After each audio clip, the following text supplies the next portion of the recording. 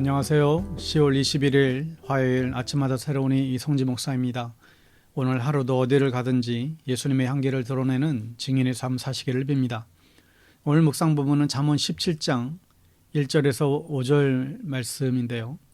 1절 말씀을 제가 봉독하죠. 마른 떡 한 조각만 있고도 화목하는 것이 제육이 집에 가득하고도 다투는 것보다 나으니라. 아멘.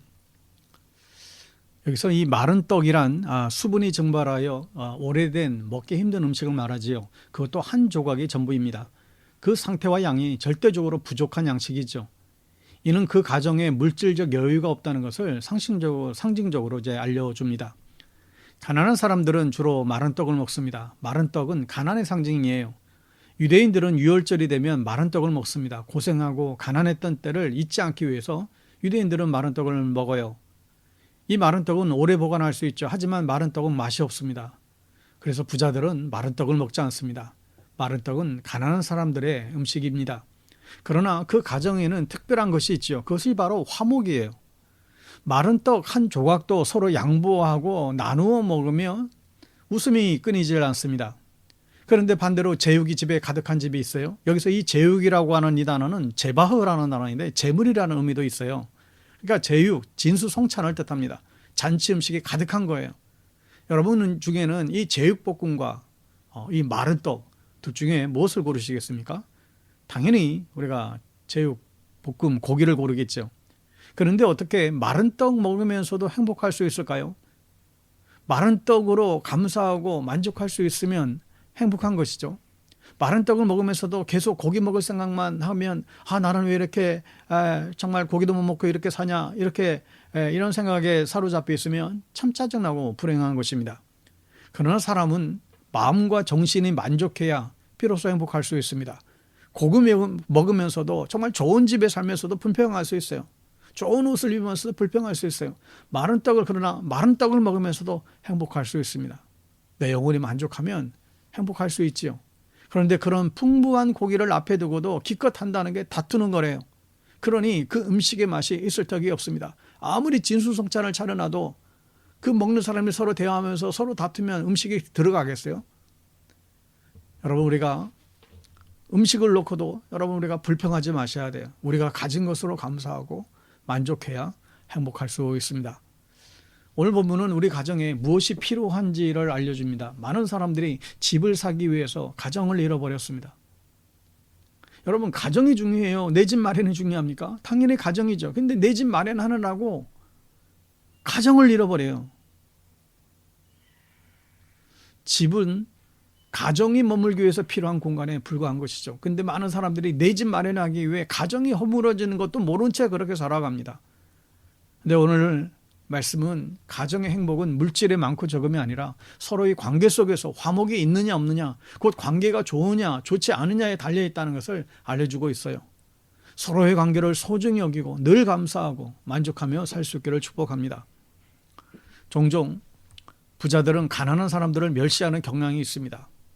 그러나 분명한 것은 가난을 무시하면 벌받습니다. 오늘 5절 말씀에 가난한 자를 조롱하는 자는 그를 지으신 주를 멸시하는 자요 사람의 재앙을 기뻐하는 자는 형별을 면하지 못할 자니라. 아멘. 하나님께서 친히 주신 말씀이죠. 세상에 왜 가난한 사람이 있을까요? 도우라고 있는 거예요. 비웃으라고 있는 것이 아닙니다. 길에 있는 노숙자를 보면서 왜 저러고 사냐?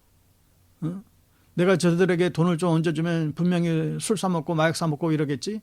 그러면서 도와주지 않습니다. 여러분 그 의면에 일단은 어려운 사람을 만나면 무조건 도와야 돼요. 더 능력 있는 사람이 되고 우리가 더 부자가 되기를 원하세요. 그리고 더 많은 사람들을 돕고 살아가려는 마음을 가지셔야 됩니다. 다른 사람의 불행을 기뻐하지 마십시오. 하나님께서는 우리에게 도울 의무를 주셨어요. 17절 말씀해 보면 친구는 사랑이 끊어지지 아니하고 형제는 위급한 때를 위하여 나누니라. 문득 최초의 형제였던 가인과 아벨이 기억이 납니다. 이 가인과 아벨은 죄로 인해서 무너진 핏줄의 관계를 잘 보여주잖아요. 하나님께서 위급할 때 서로 돕고 위하라고 만들어준 형제 자매의 관계가 경쟁과 이기심으로 이제 무너지게 되면 남보다 못한 관계가 되기 쉽어요. 여러분 피를 나눈 형제 자매가 뭐 가장 많은 이 돈의 문제로 인해서 아주 남들처럼 등을 돌리고 사는 가정들이 얼마나 많은지 있는지 모릅니다.